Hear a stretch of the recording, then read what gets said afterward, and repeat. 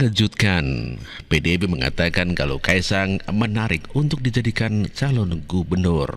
Bahwa Anies kuat, kita lihat Pilpres kemarin di Jakarta. Kalau Mbak Puan menyampaikan itu Pak Anies menarik, pasti menarik. Pada saat yang sama ada RK menarik, pasti menarik. Dua-duanya menarik, tapi kita lihat nanti. Kalau ini baru awal masih. Ya, Bang, buat PDIP, Kaisang Pangarep. Kaisang juga menarik, kata siapa bagi PDIP tidak menarik? PDIP tidak menafikan siapapun dan kami tidak dalam konteks untuk memusuhi siapapun. Kami ingin mencari pemimpin yang memang fokus untuk kepentingan masyarakat DKI Jakarta. Bukan soal orang per orang, saya tidak suka Bapak, Bapak tidak suka saya, tidak saya pilih, bukan seperti itu. Jakarta. Bang Ciko, saya ingin tanya, menurut PDI Perjuangan, apakah kemudian PDI Perjuangan rela kalau betul-betul nanti mengusung Mas Anies terus cawagupnya Mas Kaisang? Menarik. Serius nih, PDI Perjuangan ngomong gini?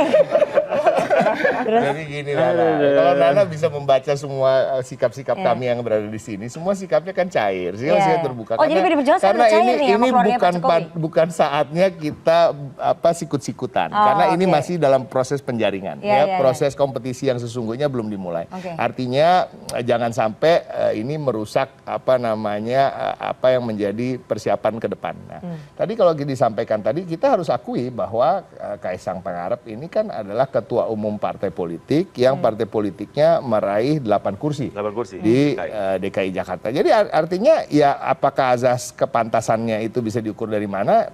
Paling tidak bisa diukur dari situ. Ya, bahwa beliau pantas untuk dicalonkan tadi kalau PSI inginnya di dalam kombinasi either cagup atau cawagup. Nah, ini suatu hal yang wajar-wajar aja. Dan PDI Perjuangan juga sekarang dalam posisi masih mencermati semua calon ya. Tapi kita harus ingatkan lagi bahwa yang kita cermati dan kita utamakan tentunya dari internal kader.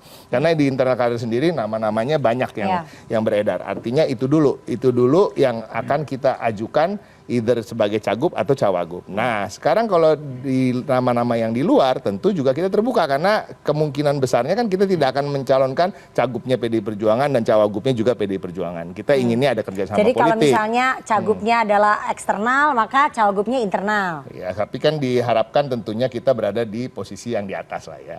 Harapannya masih begitu. Dan saya rasa itu semua menjadi harapan semua partai, tapi tentu melihat realita yang ada. Kami melihat realitanya bahwa kita di posisi kedua di perolehan suara lebih pileg banyak kan daripada PSI. Tapi ketua umumnya PSI itu anaknya Pak Jokowi. Ya, tapi kan Jokowi efek lebih besar loh dibandingin gitu suara kursi di Tapi DKI. kita cukup disiplin ya di PDI Perjuangan dan tertib terhadap kriteria-kriteria yang memang kita betul-betul taruh untuk para calonnya. Itu tadi yang mampu menjawab tantangan, permasalahan, artinya juga harus memiliki rekam jejak dan pengalaman yang mumpuni. Oke, jadi buat PDI Perjuangan nggak masalah ya kalau misalnya Kaisang maju sebagai masih terbuka dengan tokoh manapun dan partai politik manapun.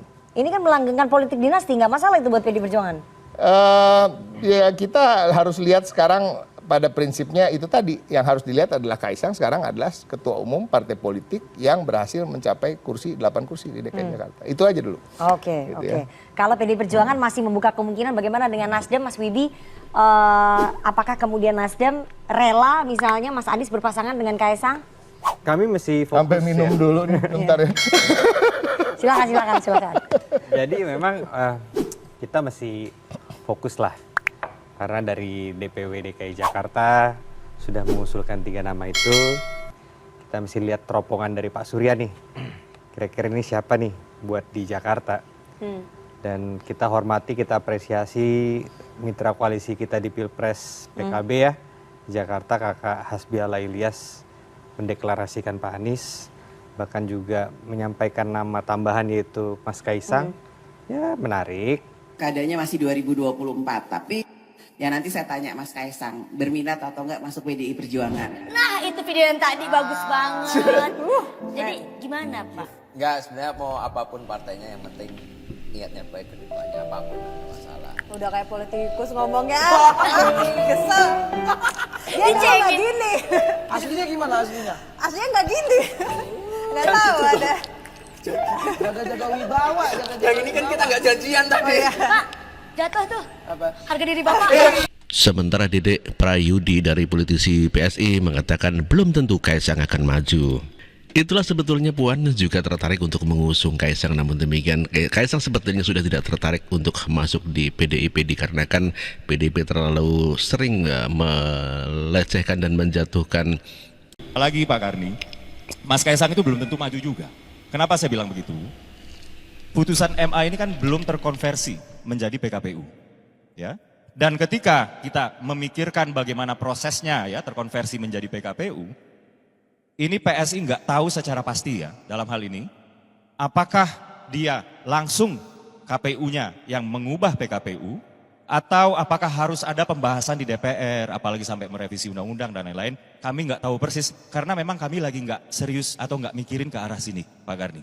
Kami sedang, apalagi Mas Kaisangnya sendiri, itu sedang memimpin partai untuk menjaring nama-nama ya yang tadi saya bilang variabel yang tadi itu yang sesuai juga dengan DNA PSI, yaitu anti korupsi dan anti intoleransi. Dan juga yang paling terakhir, dan ini bukan hanya nggak kalah penting, bahkan ini salah satu faktor utama menjadi pertimbangan kami dalam mengusung seseorang, adalah soliditas dan kekompakan di Koalisi Indonesia Maju, Pak Karni. Terutama soal DKJ atau daerah khusus Jakarta ya. Begini, kami menginginkan supaya apa? Supaya kebijakan pemerintah pusat ya dengan kebijakan Pemprov DKJ itu satu tarikan nafas, Pak Karni.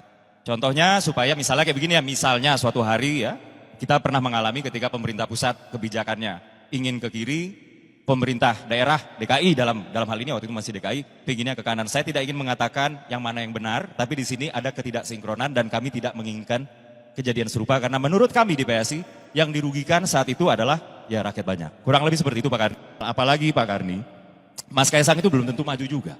Kenapa saya bilang begitu? Putusan MA ini kan belum terkonversi menjadi PKPU. Ya. Dan ketika kita memikirkan bagaimana prosesnya ya terkonversi menjadi PKPU, ini PSI nggak tahu secara pasti ya dalam hal ini, apakah dia langsung KPU-nya yang mengubah PKPU, atau apakah harus ada pembahasan di DPR, apalagi sampai merevisi undang-undang dan lain-lain. Kami nggak tahu persis, karena memang kami lagi nggak serius atau nggak mikirin ke arah sini, Pak Karni. Kami sedang, apalagi Mas Kaisangnya sendiri, itu sedang memimpin partai untuk menjaring nama-nama ya yang tadi saya bilang variabel yang tadi itu yang sesuai juga dengan DNA PSI, yaitu anti korupsi dan anti intoleransi. Dan juga yang paling terakhir, dan ini bukan hanya nggak kalah penting, bahkan ini salah satu faktor utama menjadi pertimbangan kami dalam mengusung seseorang, adalah soliditas dan kekompakan di Koalisi Indonesia Maju, Pak Karni. Terutama soal DKJ atau daerah khusus Jakarta ya. Begini, kami menginginkan supaya apa? Supaya kebijakan pemerintah pusat ya dengan kebijakan Pemprov DKJ itu satu tarikan nafas, Pak Karni. Contohnya supaya misalnya kayak begini ya, misalnya suatu hari ya kita pernah mengalami ketika pemerintah pusat kebijakannya ingin ke kiri, pemerintah daerah DKI dalam hal ini waktu itu masih DKI pinginnya ke kanan. Saya tidak ingin mengatakan yang mana yang benar, tapi di sini ada ketidaksinkronan dan kami tidak menginginkan kejadian serupa karena menurut kami di PSI yang dirugikan saat itu adalah ya rakyat banyak. Kurang lebih seperti itu Pak Karni. Apalagi Pak Karni, Mas Kaisang itu belum tentu maju juga. Kenapa saya bilang begitu? Putusan MA ini kan belum terkonversi menjadi PKPU. Ya. Dan ketika kita memikirkan bagaimana prosesnya ya terkonversi menjadi PKPU, ini PSI nggak tahu secara pasti ya dalam hal ini, apakah dia langsung KPU-nya yang mengubah PKPU, atau apakah harus ada pembahasan di DPR, apalagi sampai merevisi undang-undang dan lain-lain. Kami nggak tahu persis, karena memang kami lagi nggak serius atau nggak mikirin ke arah sini, Pak Karni. Kami sedang, apalagi Mas Kaisangnya sendiri, itu sedang memimpin partai untuk menjaring nama-nama ya yang tadi saya bilang variabel yang tadi itu yang sesuai juga dengan DNA PSI, yaitu anti korupsi dan anti intoleransi. Kaisang juga sempat mengatakan kalau Presiden Jokowi sebagai ayahnya bukanlah orang yang sempurna. Pak Jokowi, mau dispute? Bapak saya yang dimana kebetulan adalah Presiden Indonesia, tentu saja bukan manusia yang sempurna. Beliau juga bahkan jauh dari kata sempurna. Apalagi kalau saya spill kelakuan beliau sehari-hari di rumah.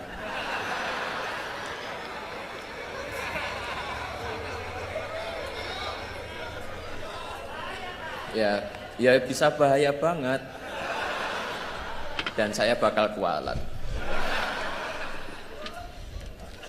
Yang patut saya dan kita harus contoh dari Pak Jokowi adalah beliau tidak pernah lelah menjalankan amanat rakyat. Obat capeknya adalah bersalaman dengan masyarakat. Vitamin lelahnya adalah senyum dan kebahagiaan masyarakat yang beliau temui. Boosternya adalah ketika beliau memutuskan kebijakan yang tepat bagi masyarakat Indonesia.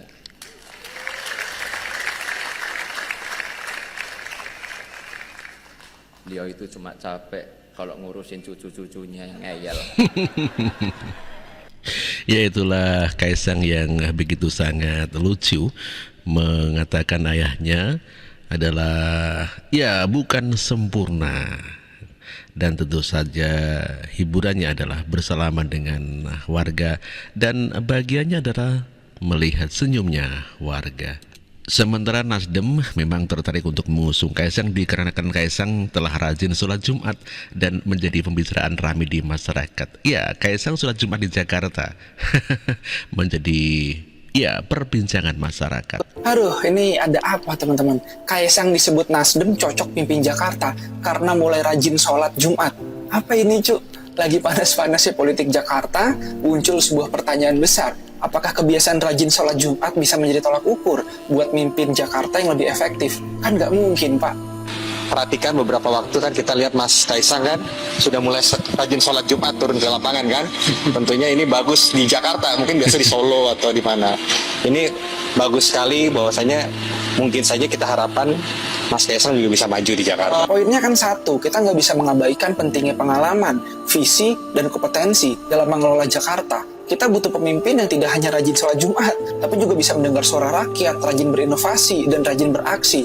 Kesimpulannya sih sebagai warga Jakarta, teman-teman harus kritis, dan jangan sampai terjebak dalam simbolis semata. Kita harus menuntut lebih dari sekadar simbolis keagamaan. Kita butuh bukti nyata, rencana kerja yang solid, dan yang terpenting adalah komitmen untuk mewujudkan Jakarta yang lebih baik untuk semua, teman-teman. Share pendapat kalian, drop komen ya. Aduh, ini... Ya, sebetulnya sih Nasdem cuma mengatakan ya sementara sholat Jumat di Jakarta, selainnya di Solo begitu. Tetapi karena memang sedang rame-rame politik maka ya digoreng lah sehingga menjadi rame. Sementara Anies Baswedan tidak menjawab ketika ditanya wartawan terkait ya Kaisang tertarik untuk menjadi wakil gubernurnya Anies Baswedan. Ya, Anies Baswedan menjawab hanya ya itu saja, ya namanya juga Anies Baswedan ya. Kemarin Mas Kaisang sempat bilang tertarik untuk berpasangan dengan Pak Anies juga di Jakarta, Pak. Tanggapan Bapak gimana? Sebenarnya secara prinsip setiap warga negara memiliki hak yang sama untuk dipilih, untuk memilih. Dan proses fase ini adalah proses di mana partai-partai menetapkan siapa yang akan dicalonkan. Dan dari situ kemudian nanti akan dicari kombinasi pasangan sebagai bagian dari proses politiknya.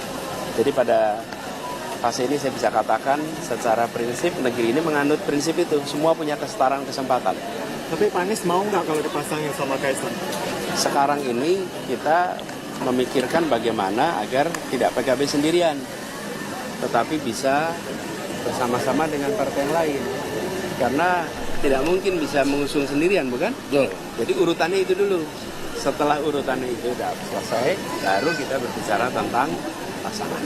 Enggak masalah, saya kira itu juga baik, dan kita lihat kan juga Pak Anies juga kalau kita lihat surveinya sekarang juga yang paling tinggi. Jadi ya saya nggak masalah juga kalau nanti pun akan dipasangkan oleh Pak Anies.